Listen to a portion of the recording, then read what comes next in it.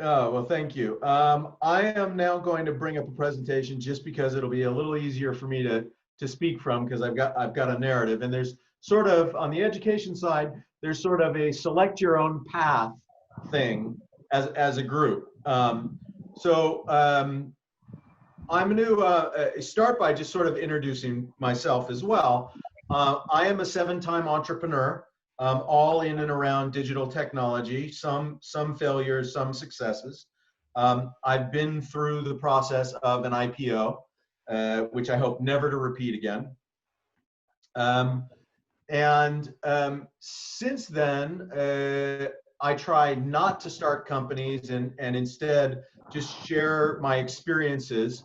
And so I do that as an advisor, I do that as an investor, and I do that as a consultant that focuses in on primarily teaching corporate executives how to leverage the lessons of, well, not just startups, but more importantly, venture capitalists, in order to help them understand an idea, which is that the venture capital industry has grown up over about 80 years, and it's all designed around creating success from 99% failure. Because I'm sure, as all of you know, technology projects more often than not don't work. And it's because of that cultural change and the management practices that most corporates and MBAs or what have you are trained to use over their careers. And so that's what Upside Partners does, is we're essentially a teaching and coaching organization around those ideas. Nikki, thanks for the note about the perspective. I find it a little bit easier to page through without being in presentation mode. So the kinds of things, let's see if this switches. Come on, presentation. What's going on here? Well, maybe I will go into presentation mode. There we go. So the kinds of things that I can talk to you about today, and I'm using a deck that I used to teach a class at University of California, Berkeley, is I can talk to you about, the perspective of disruption in financial services and fintech and why it emerged. I can talk to you a little bit about the curriculum and the principles behind the curriculum that we use with clients. And this applies, basically equally well to a bank or an insurer or a big education company, what have you. I can talk to you about how do we scale that kind of, or how an organization from one team can scale that into multiple teams, if you want. Or I can talk to you a bit about, well, what's going on in fintech right now from my perspective, particularly in a post-COVID world. We probably don't have time for all of it. I'm happy to make this presentation available to y'all afterwards, so you can look at the bits and pieces that we don't touch on. Is there any particular place you'd like me to start, or should I just start at the beginning and go through as much as I can? I would suggest so. Okay, so that's great. So when I think of disruption in financial services, I happen to notice this on my LinkedIn feed this morning. I think about this. I think about how technology can drive down the cost of delivering financial services dramatically. And I think that you can use that change in the cost of delivery to then include, to the comments about financial inclusion, a lot of folks who've never been able to participate in the financial services ecosystem before, right? So if you think about the billions of folks coming into the market, or potentially coming into the market as a result of smartphones, right? Now all of a sudden you have a way to deliver financial services profitably to those customers that don't ultimately look profitable to a traditional bank. Does this make sense? So when you're talking about financial services transformation, you're talking about each and every aspect of the financial services industry. right? From lending to reg tech to how insurance works to how do you issue shares and form capital, to how do you manage the financial aspect of real estate. It's really all inclusive. Now you started in different places on this map, and in particular, it started in my view with payments and billing with the advent of online commerce, and you needed a way to pay for things, and sort of the more complex the element of the industry, the more arcane the element of the industry, the later it came to this kind of digital transformation. And one of the things to note, right, is that fintechs have actually, for the last several years, been outperforming traditional players. And this is one of the reasons we see traditional players beginning to pile in to this trend. Now, this is a little bit outdated, but what I want you to note here, right, this is an image of how much venture capital is been invested into transformation of financial services, both into new entrants and into technology for incumbents. The point of the slide is that VCs, investors, know that there is an opportunity to disrupt financial services, and they want to get a piece of it, and they're going to keep pouring money in.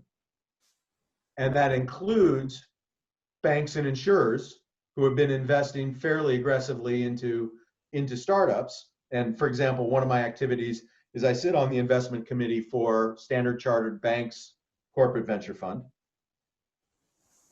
And that money that's been invested is now generating returns. So it's going to keep coming in.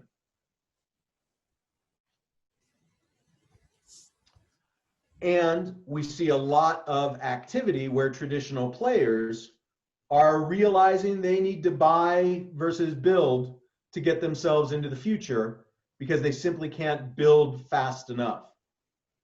I don't have the updated numbers, but this level of M&A from incumbents to startups is pretty remarkable in my mind. Yeah.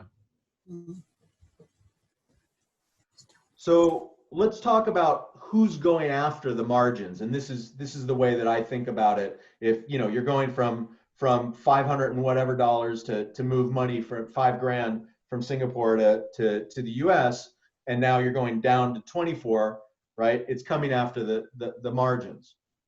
So a number of years later, since the first banks or neobanks setting up in, let's call it the 2010 2012 timeframe, you're now getting some of these institutions to scale. So this is the idea of new entrants.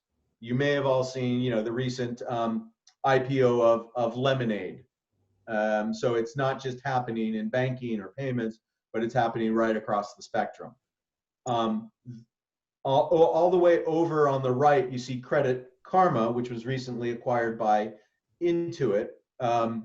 So that's I don't know if any of you're familiar with Credit Karma, but basically they started off by giving away free credit scores in order to create a lead generation business for credit cards.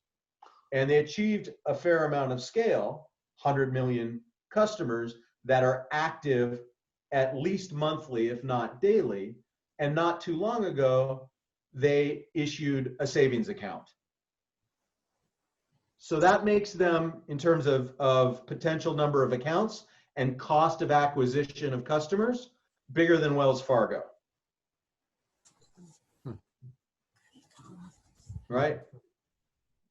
And their economics were a lot better. Oh, and by the way, they made their money off of Wells Fargo, who was trying to sell credit cards through them. Right? Then there's our friends, and I don't know if any of you saw any part of the testimony that these four companies did in front of Congress the other day. Yep. Right? Yes. rather shocking, especially that they think of themselves as highly scrappy startups. Yeah. But they're moving into these spaces fairly aggressively, and they're doing it without really wanting to be financial services companies. They make money in other ways. But this goes to the point that even on the corporate side, banks are not serving customer experiences in the way that customers want them served. And I had a conversation, now it's going back 8 or so months, with 3 different banks, each one being the largest bank in its jurisdiction. And one of the things they did while they were here in Silicon Valley is they went and tried to sell payment services for their jurisdiction to Amazon. And Amazon asked them exactly one question, which is, how many milliseconds does it take to complete a payment? Right? And the banks are like, well, why are you asking that? Aren't you concerned about, our clearing and settlement infrastructure, our security, all of that? And Amazon basically said, thank you so much for coming in, and showed them to the door. Huh. Right? So the lack of empathy to the customer's need versus wanting to sell the existing financial product that they have is why companies like this, right, move towards embedded finance. So I've just got a list of now a couple of things, and I'm going to skip over this really quickly, of what these guys are doing in these areas, right? Apple is creating a closed loop system for the Apple community and taking all the margin away from any financial services firm. An interesting thing, I don't know if any of you have heard about Marcus. I know they launched in the UK, but this was a retail banking brand created by Goldman Sachs. Yeah. Right? And they achieved, I'm forgetting the numbers now, forgive me, a really remarkable ride towards becoming a retail brand as well. And they had, they figured out how to use a number of their assets, including the way they paid for building this system was they took bonuses away from the investment bankers for 2 years and invested it all into this. Mm. So there was a lot of thinking about where's our revenue going to come from in the future and where should we be investing. So the interesting part about that is Goldman Sachs is powering the Apple Card. And there's 3 things that folks didn't know about this. First of all, Apple got Goldman Sachs to invest $300 million in the deal. Second of all, Apple demanded that Goldman walk away from all overdraft fees. And third, which I find the most telling and frightening, is that when this was launched in New York, they made Goldman's CEO sit in the audience. He wasn't allowed on stage. God. Think about that. Yeah. The hubris. Yeah. Right? Facebook's the biggest social network in the world, and people there want to transact. Amazon is, this is a lovely graphic, and I'm sure at least some of you have seen a version of this, but Amazon, not because they want to put Chase or any other retail bank out of business, but because the only thing they care about is selling more goods, and fewer milliseconds leads to larger shopping baskets. They're just going to keep introducing financial services that facilitate their business model. So net, what's been happening over the last several years is the basis for competition in financial services has changed. And anyone who doesn't get with the program is going to be left behind. Now, I don't know if any of you have seen the numbers that have been issued about how fast e-commerce has grown over the last 4 or 5 months, but we're talking about more progress in that period of time towards a completely digitalized future than we saw in the prior 8 years. So the pressure is on even more than before. Okay, so I want to see if you guys, I'll stop here for a second and see if you have any questions about that. Yeah, I'm good. I'm good. Keep going.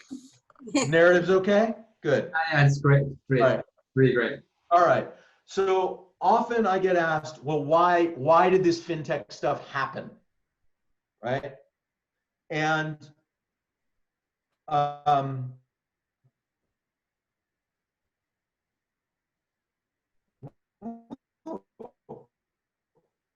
this is different.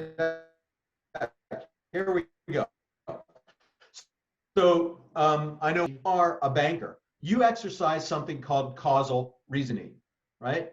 Which can be encapsulated in the idea that to the extent we can predict the future, we can control it. So if you think about the process of making a change internally at any large institution, right? You get into that annual plan, you call McKinsey and you say, where's the future going to be? And 18 months and $5 million later, something lands on the boardroom desk and they go, oh, this is a really neat idea. We should figure out how to take advantage of this. And 18 months later after that, right, then a plan's in place and then they start executing. And by that time, the world has already changed. Entrepreneurs exercise something called effectual thinking. To the extent I can control the future, I don't have to predict it. So as far as Elon Musk is concerned, he's actually a real estate speculator, but he's speculating on Mars. He doesn't care about the price of real estate on Earth. And if you look at the whole group of companies that he's put together, it's so that he can get to Mars first. And if he fails, he'll at least get to the moon. So in 2008, that entrepreneurial mindset, as the world was, the financial world was basically burning, entrepreneurs saw opportunity. It started all the way back in 94 when Gates said this. And then those entrepreneurs and the venture capitalists saw one of the largest industries in the world that basically hadn't been touched by technology, not in a meaningful way. It hadn't been, it had some digitization, but it wasn't truly digital. They saw in 2008 that whole industry had lost its core asset. They saw that very little activity was happening online from end to end. They saw that existing institutions were carrying an extraordinary amount of legacy, not to mention, right, pressure from compliance, from regulators. And this is a highly inefficient business that can't serve all these new customers that are coming into the market because their cost base is just off. And consumers were looking for all of their services to work as easily and as seamlessly as brands like this. So basically, financial services industry lost the narrative of what good looks like. And then you had this thing called Bitcoin, and I don't want you to think of it as an asset or a currency. What I want you to think about it like is a protocol, like HTML was. And what that did was invite millions of brilliant people into an exploration of how can we change financial services. So the talent all of a sudden showed up. That's why we got fintech. Thoughts? Arguments? Reasonable narrative? Hungry for more. Makes sense. Yep. Hungry for more. Extremely. Okay. I just got to say, I've just got an email popped into my inbox, which is on my other screen, which is from McKinsey saying, rewriting the rules, digital and AI-powered underwriting in life insurance. So isn't that a wonderful coincidence? Yeah. It is. It is. It's good they came to the party, and in 18 months you can have a plan. Yeah. It's funny you should say that because we've got a couple of clients who've been McKinsey'd. Yeah. And we go in part of what we try to do is go and clean up afterwards. But you're absolutely right. By the time they digested the analysis that McKinsey do, which is actually pretty good, and then spent typically 3 years working out what the hell to do, everything's changed. It's just a waste of time and money. Exactly. It's interesting. We did we do a full course. It's a day-long course on a lot of the topics that I'm about to share with you. And we had about 20 executives from a big European bank. And one of the people there was head of AI. And when we took him through some of the stuff I'm about to share, like his eyes lighted up. And I heard from the key person who booked the course with us that he went back home. He called McKinsey in and he said, what are we doing? Like, what are we actually achieving with our AI programs that we're running 5 million or something a year? And basically their answer was spending your budget. So he fired them. They were honest. On the spot. Good for him. Right? Brilliant. And they've since launched a bunch of digital projects, which are like real, things are moving. Okay. So, when you have, and this is preaching to the choir for those of you that are in the, help transform companies transform space, you just may not have seen it framed in this particular way. When you're dealing with disruption, right? You got to understand it's happened before and it's going to happen again and again. So all of these firms that you see, which grew up in the last 15 or so years, right? They have changed the entire basis for the business models that came before. So it's happened before and it's going to happen again. Wow. And it happens, right, slowly and then all at once. So folks who are sitting on their fat profits in the boardroom don't pay much attention to the fact that they're being disrupted. They're like the lobster where the water is the heat's being turned up slowly. And then all of a sudden they look like they've missed their fiduciary responsibility. Yeah. Right? Now, this is the one great thing that McKinsey ever built in my world. It's that this disruption happens very predictably.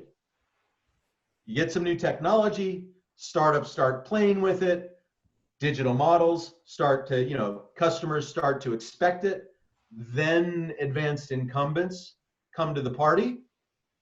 Then there's this tipping point where all of a sudden the folks who didn't come to the party early go out of business, and there's a new normal in general made up of some new guys and some guys that transformed. So you can think of Goldman as doing a reasonable job of transforming with their Marcus brand. So this is top earners in their industries in 2017. And you can see there's a mix of new brands and incumbent brands in their industry. Now, obviously, these positions have changed a little bit since, but it's still, this idea is still relevant.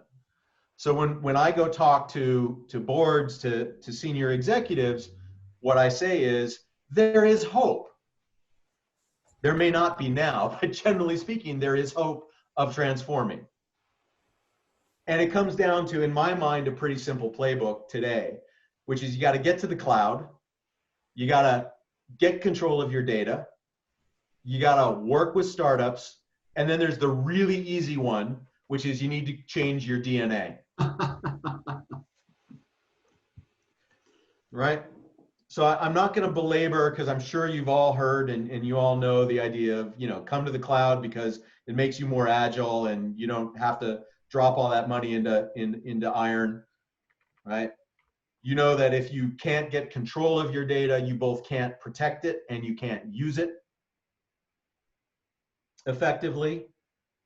That startups bring a perspective on the world that you just don't have internally.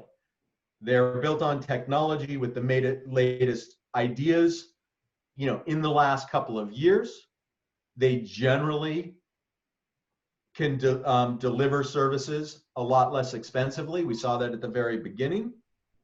Often they play this regulatory arbitrage game where they, at least in early days, drive down their cost of compliance. And then when they get to some level of scale, venture capitalists are willing to help them fund the development of real compliance.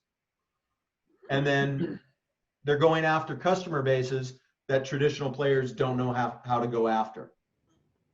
And I can give you an experience from the work that I'm doing in payments. I don't know if any of you have run into something called ISO 20022, if you've ever heard that term, but it's a payments messaging standard.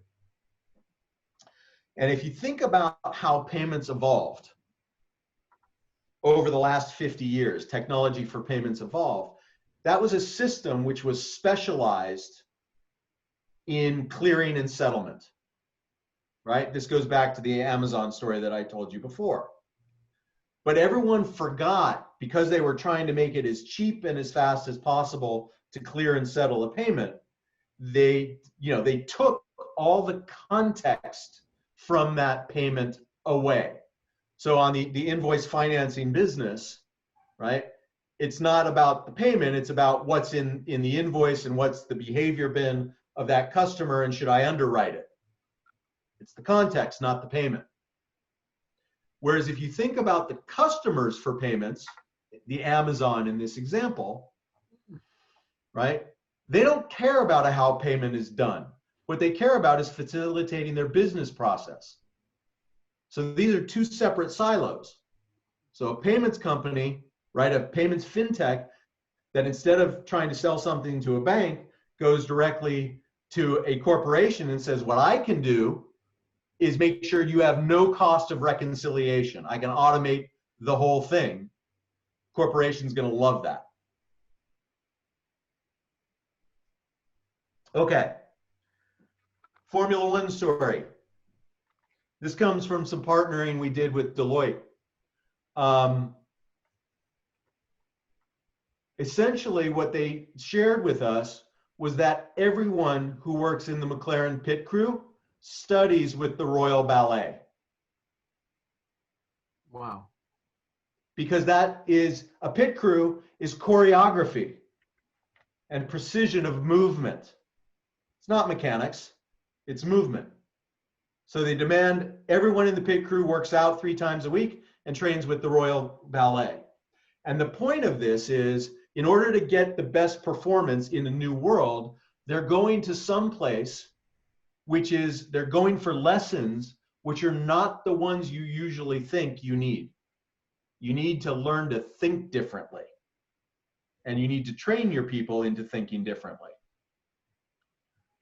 So the reasons, and I'm sure you're all familiar with this, that most corporate innovation fails are people. It's not technology, it's people. These things you've run into before. And you can imagine, we can talk about how this represents the education system as well as financial services or any other one. And so the fact of the matter is that projects fail. Innovation is actually hard. But venture capital is harder. Making a return when 99% of your investments are going to fail, that's actually hard. And what the venture capital industry has done over the last 80 years is come up with methodology and best practices to generate a return from 99% failure. And if you're a corporation and you're not thinking about where you should be learning your lessons, it's not McKinsey, about how to generate these kinds of returns, you're being kind of dumb.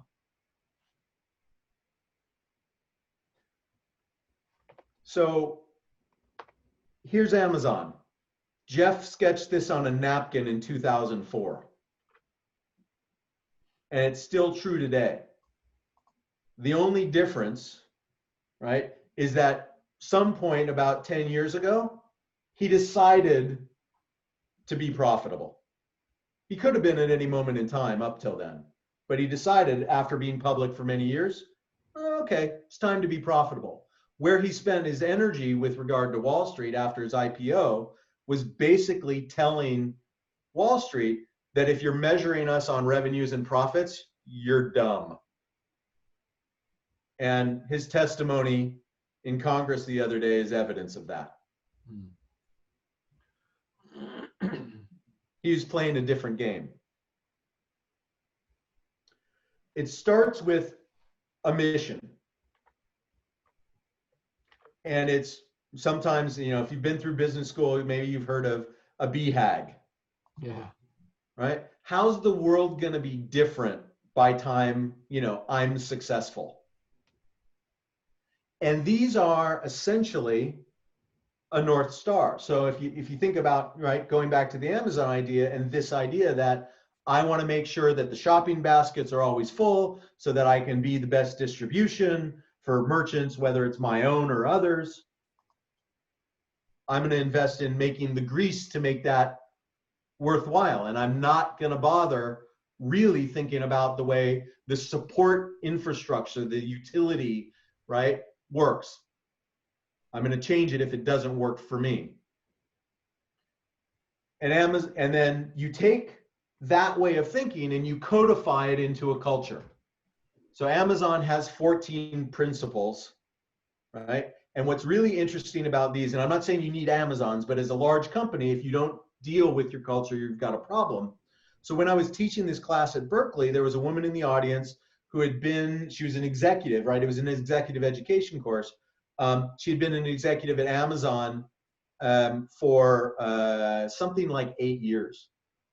And I didn't know this, and the professor did. And so the professor called on her and said, "Is this real?" And she basically put her hand over her eyes, and then she recited all 14 of these. And she said, "This is the language that we use internally every day.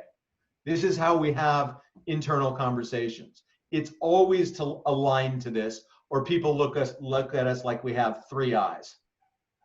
So again, it's not about the fiefdom that you happen to be in, like retail lending. It's about alignment with the operating system, the internal operating system, and the culture of the company. So how do you take that and you create success if you're a large company from only 4% success? Because no one ever gets promoted for failing. You think about VCs. You think about how they decide to invest, right? And it's a process where you have a portfolio and you test the right thing at the right time before you put more money in. So I'm going after changing, you know, the way that commerce is done. What's the first thing I have to prove? That I can acquire a customer for books and make money on that acquisition in a short period of time. And then I can think about other things. And that, right? But once I prove that first point, I can go get more money to prove the next point. So the way that startups and VCs work is phase-gated funding after reduction of a specific risk. The nice thing about this is it's a structured way of thinking that a CFO or a CEO or any manager can learn. It's not easy because it's such small bits of information that you have to focus on, but it is possible. The implication of that is you have to take more shots on the goal. Lots of little bets in early days. And then put more money onto those things that are working.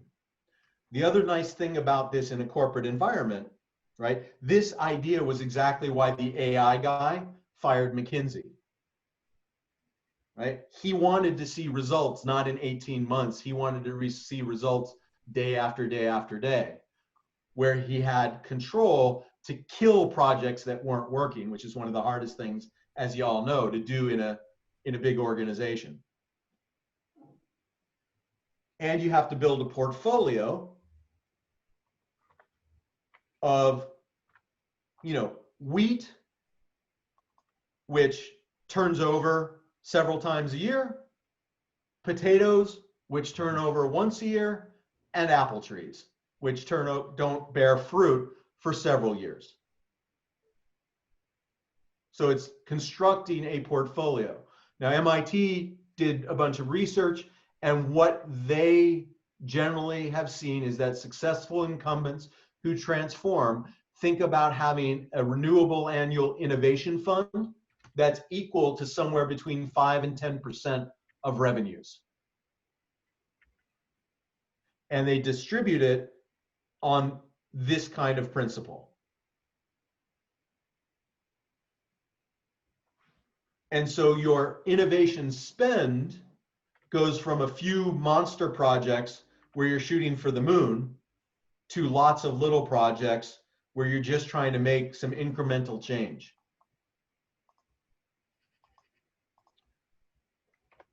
Now, I want to go back to that idea of when you invest and the metrics. So what you're looking at here are the metrics that VCs tend to use for software as a service company before they make an investment, and what they expect you to get statistically significant control of before the next round of capital shows up.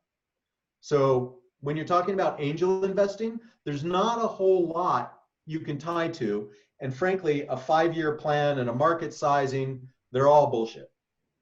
What you can look at is how quickly does a team who've come together generate data and then iterate on their product?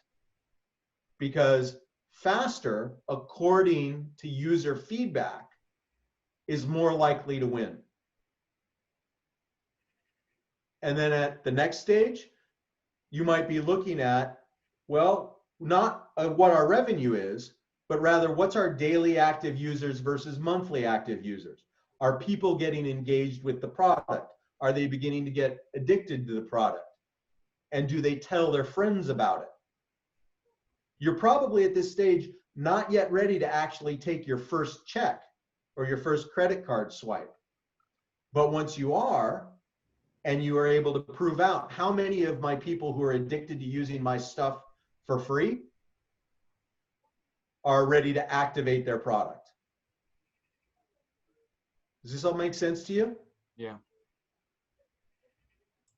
So you're taking the biggest risk off the table first, and then you're going to the next one and taking those risks off the table, and then going to the next one.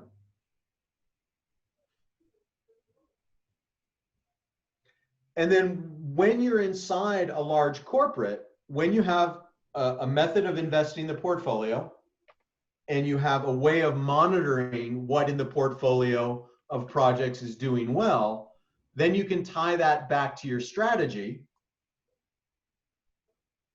around, we see a certain business challenge. Let's run some experiments. Let's figure out whether we can solve that challenge faster by building or buying or acquiring a company or investing in a company or what have you. So the process of reinvesting in more innovation is actually reinvesting in stuff that works and thinking about what's our fastest time to market. Not our most a way of going to market where we've predicted a lot and we're going to get caught flat-footed because the market didn't evolve quite the way we thought it was going to. So it becomes very capital efficient. And so that's an example, right, with these guys from Marcus. They have been investing in startups through something called their Principal Strategic Investment Group for nearly 20 years now.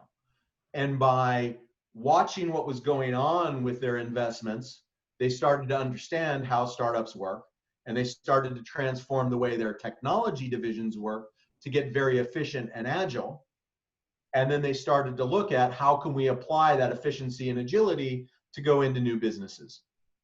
And they bought a company called Personal Capital because they realized it would take them ages to build a new wealth management platform, and we could just get it easier by buying it, which is exactly one of the things that Facebook was getting slapped by Congress for the other day, for saying, we know telephony is going to be important. We know pictures are going to be important. So we're going to buy WhatsApp and we're going to buy Instagram and crush our competitor and get to market faster. How are we doing on time, by the way? We only have a couple of minutes. I'm going to skip ahead for you to one particular thing, which is, well, how do you train people to do this, right? And this process of innovation probably looks familiar to many of you in a corporate context. What you're trying to get to is this kind of process, where you're getting insight earlier and for smaller bits of money. So the gray dots in this thing are when you're going to make an investment decision, decide to put more money on the table.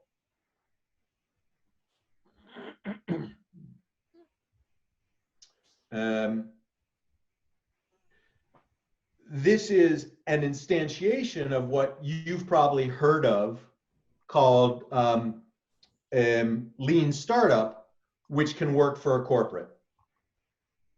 And the anchor point, the thing that corporates have a really hard time doing, is framing small business challenges. Because small business challenges with small potential upside means small budgets and not big teams. And we all know that corporate, the average corporate employee's mindset is, my career progression, my personal worth depends on getting more people and more budget. Yeah. But you have to get control of small before you get efficient at big. Can I just chip in on that? Because I think there's another big issue in corporates, is the more senior you get, and therefore the more inverted commas control you have, the less risk you're willing to take. Because if you screw up, you don't get promoted. So the best way of making sure you don't screw up is don't actually really do anything.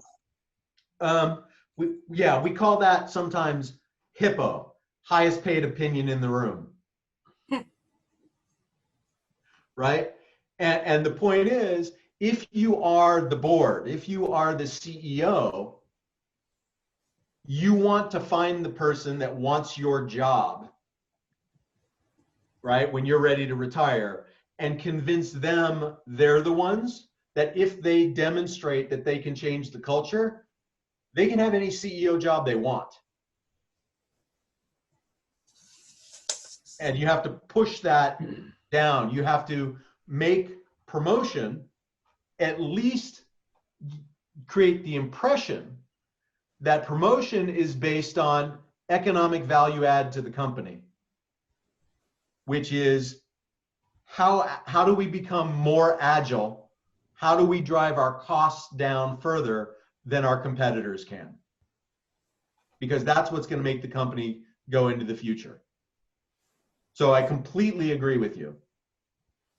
But as the leader of a company or the leader of a group, what you have to train the organization is that taking risk off the table faster and cheaper than the other guys is more important when you're trying to change culture, when you're trying to learn this new way of doing things. And when you're able to do that, innovation moves from the side of desk to the front of desk.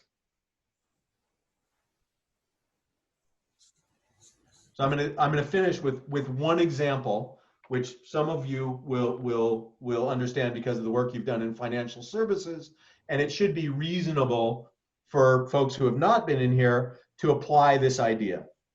So this is formulating a business challenge that you can innovate against in a particular way that allows you to run a discipline test and make the next milestone investment clear. There's a line of business owner, someone whose revenue and bonus is on the line. It's not disjointed from the business. there is some idea of what is the business driver of why we would want to solve this challenge. There is what does good look like? And most importantly, there's a timeline associated. So one of the tricks of this is, how do you tie an experiment to a bonus cycle? So as the manager of the director of marketing, I might say, look, if you can figure out what our options are for driving down the cost of customer acquisition this quarter, that's what half your bonus is tied to. How familiar are you all with the role of the director of growth? For sure. Say again? I'm curious, into the room, how familiar you all are with the role in the organization called director of growth? Yeah. I know what it is, but Okay. Yeah. Okay. Thank you. Okay. So then when it comes to actually implementing this innovation, right, this experiment, trying to find an answer to this challenge, what it lets you do is order all of the, first thing it allows you to do is a first principles driver's map of what are all the ways that we could increase loan production without loss of quality. Well, I can attract more customers, or I can approve a higher percentage of the customers that I attract. If I'm looking at how do I attract more, I can change the way I do acquisition, or I can change the way that I do cross-selling if I want to approve a higher percentage. So all of these potential drivers can impact this challenge. Make sense? Yeah. And so what it suggests is a lot of little experiments you can A/B test against each other to determine where's my biggest bang for the buck. And then what am I going to do next? And then what am I going to do next? When you're able to frame a problem appropriately, it almost creates an API for finding solutions. You all end up with a very similar way of communicating about, I want to solve a problem.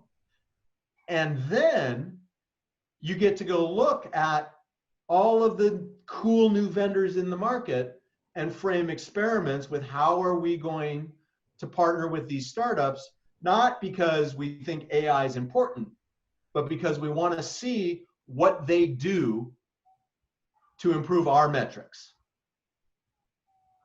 And when you frame these little experiments, first of all, for the startup, it reduces their time to proving that their way is cool or is good or is effective.